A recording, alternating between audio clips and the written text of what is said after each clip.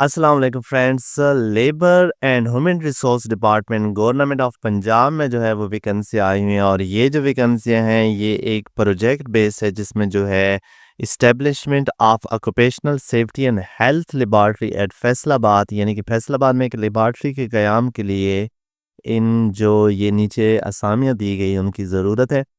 तो ये एक प्रोजेक्ट मैनेजमेंट यूनिट के कॉन्ट्रैक्ट है, उसकी बेस पे ये वैकेंसी आई हुई हैं। तो वैकेंसियों को ज़िक्र करते हैं, डिस्कस करते हैं, उनको रिव्यू करते हैं और उसके बाद एंड पर जो है यहाँ पर आपको एक लिंक भी दिया गया है, जिस पर जो ये असल में गूगल फॉर्म है, जिसके ज़रिए हमने अप्लाई करना है। तो लिंक जो है वो भी मैं आपके साथ रिव्यू करता हूँ और इस पर ऑनलाइन आपको अप्लाई करके भी दिखाता हूँ।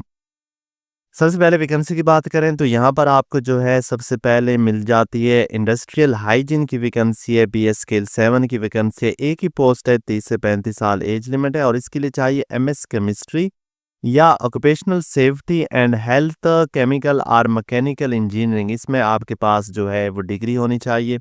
तो आप अप्लाई कर सकते हैं। उसके बाद ओएसएच ऑफिसर चाहिए, 6 यहाँ पर स्केल है, एक पोस्ट है, 35 से 30 साल एज लिमिट है, बीएस केमिस्ट्री वाले इस पर अप्लाई कर सकते हैं। इसके बाद यहाँ पर आपको जो है एडमिन एंड अकाउंट ऑफिसर की यहाँ पर वैकेंसी मिलती है, 5 स्केल है और एक ही वैकेंसी है, 25 से 30 साल एज लिमिट चाहिए। 16 ऑफ एजुकेशन हो आपकी किस चीज़ में जी? अकाउंटेंट में, फाइनेंस में, एच या जो भी अकाउंटेंट या फाइनेंस वाले इस पर अप्लाई कर सकते हैं और कंप्यूटर स्किल जो है उसमें अच्छा होना चाहिए। ओएसएच लैब टेक्नीशियन की यहाँ पर 4 स्केल की एक वैकेंसी है, 20 से 25 साल उम्र है। एफएससी प्री मेडिकल वाले जो है वो अप्लाई कर सकते हैं, कंप्यूटर लिटरेट को प्रेफर किया जाएगा। ड्राइवर की यहाँ पर जो है 2 स्केल की एक वैकेंसी, 18 से 25 साल है, चाहिए मैट्रिक होनी चाहिए आपके पास और ड्राइविंग एलटीवी लाइसेंस हो आपके पास। ओएसएच लेबॉर्ट्री अटेंडेंट की यहाँ पर ज़रूरत है, एक ही स्केल है, एक पोस्ट 18 से 25 साल एज लिमिट है, मैट्रिक और साथ में जो है आपका मुतलका एक्सपीरियंस हो। इसके बाद यहाँ पर आपको ओएसएच अटेंडेंस की ज़रूरत है, एक स्केल है, एक वैकेंसी 18 से 25 साल सबके लिए दी गई है, मैट्रिक और साथ में एक्सपीरियंस हो। स्वीपर की यहाँ पर ज़रूरत है, एक स्केल है, एक ही वैकेंसी है, लिटरेट हो, मिडल पढ़ना लिखना जानता हो। इसके अलावा जी गार्डनर की यहाँ पर एक वैकेंसी है और एक ही स्केल है उसका, लिटरेट हो, पढ़ना लिखना जानता हो। और केयर टेकर की यहाँ पर एक वैकेंसी है और वो भी जो है लिटरेट हो या मिडिल पास हो और पढ़ना लिखना जानता हो। और इस पर आपने क्या करना है, ऑनलाइन अप्लाई करना है। ऑनलाइन अप्लाई करने के लिए यहाँ पर जो है वो एक फॉर्म दिया गया है, जिसे बज़ाहिर तो आप रीड नहीं कर पाएंगे, लेकिन उसका लिंक मैंने डिस्क्रिप्शन में दे दिया है, तो आप डायरेक्टली उस फॉर्म पे जो है जा सकते हैं और उधर ही आपने जो है ऑनलाइन फिल करने हैं। तो सबसे पहले जाते हैं फॉर्म पे, जिसका लिंक भी मैंने डिस्क्रिप्शन में दे दिया, आप वन क्लिक करेंगे तो पहुंच जाएंगे। तो यहाँ पर सबसे पहले आपको क्या दिया गया है, ईमेल का सेक्शन है कि यहाँ पर ये गूगल के ज़रिए फिल होता है, गूगल फॉर्म होता है, तो ज़रूरी है कि आप जो है गूगल अकाउंट आपने अपना लॉगिन किया हो।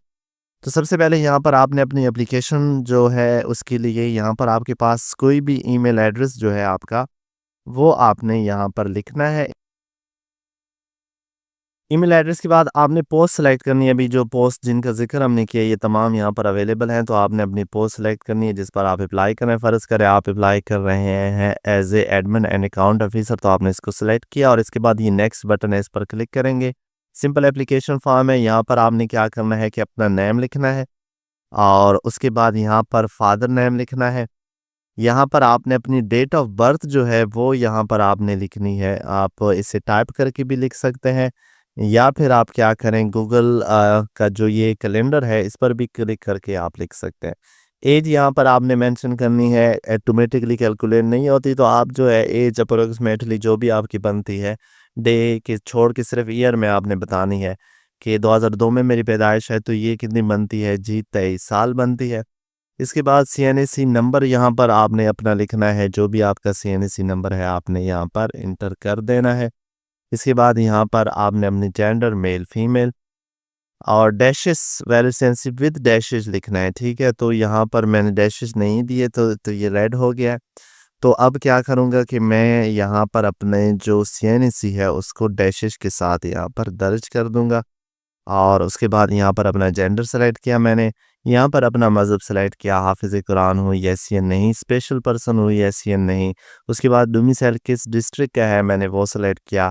मोबाइल नंबर क्या है मेरा, यहाँ पर मैं अपना मोबाइल नंबर जो है वो लिखूँगा और उसके बाद यहाँ पर अपना ईमेल एड्रेस जो कि पहले भी मैंने दिया हुआ था, दोबारा यहाँ पर मैं जो है अपना ईमेल एड्रेस यहाँ पर दे दूँगा। उसके बाद मेलिंग एड्रेस यहाँ पूछा गया है, तो आप अपने जो भी आपका मेलिंग एड्रेस है, वो आपने दे देना है यहाँ पर। परमानेंट एड्रेस जो है सेम है, तो इधर से कॉपी करके इधर आपने पेस्ट कर देना है। उसके बाद नेक्स्ट बटन पर क्लिक कर देना है। इसके बाद यहाँ पर आपने अपनी क्वालिफ़िकेशन जो है वो देनी है, जिसमें आपका जो है मैट्रिक भी शामिल है, बोर्ड बताना है, कितने मार्क्स हैं, टोटल मार्क्स कितने हैं, कितना ग्रेड या सीजीपीए आपके बनता है, पासिंग ईयर कौन सा है। इसी तरह आपने इंटर के बताने हैं, और इंटर के बताने के बाद बैचलर, मास्टर जो भी आपके पास डिग्री हैं, सबकी डिटेल आप यहाँ पर दे सकते हैं पीएचडी तक, और पासिंग ईयर देकर आपने फिर नेक्स्ट बटन पर क्लिक कर देना है।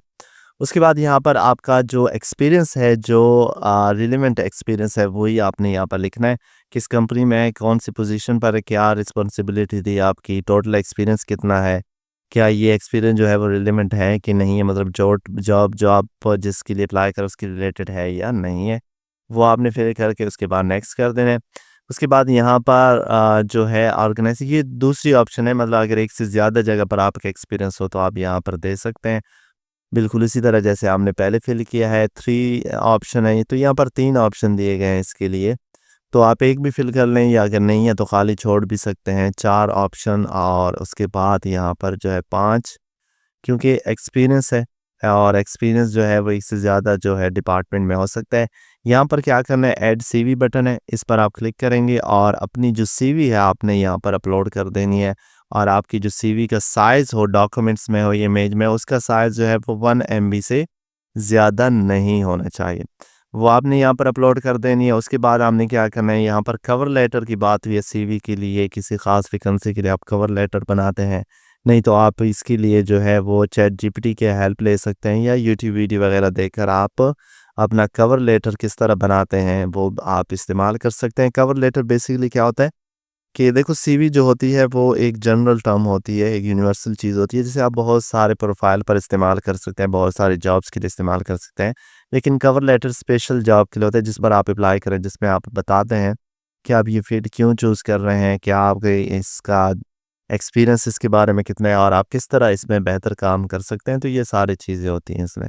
उसके बाद हम नेक्स्ट करना है, यहाँ एंड पर आपने तमाम जो इन्फॉर्मेशन है उसकी तस्दीक करके आपने सबमिट बटन करके ये जो एप्लीकेशन फॉर्म है ये सबमिट कर देना है। आपकी जो एप्लीकेशन है, ये जो labour and human resource department है, उसके लिए आपकी एप्लीकेशन सबमिट हो जाएगी। मज़ीद इस तरह की जॉब्स अपडेट के लिए, गवर्नमेंट स्कीम, स्कॉलरशिप, इंटर्नशिप के लिए आप हमारे चैनल हॉटफिक्स को सब्सक्राइब कीजिएगा। यहाँ पर हम तमाम latest job update, government scheme और स्कॉलरशिप की वीडियो रोज़ाना की बुनियाद पर लेकर आते हैं।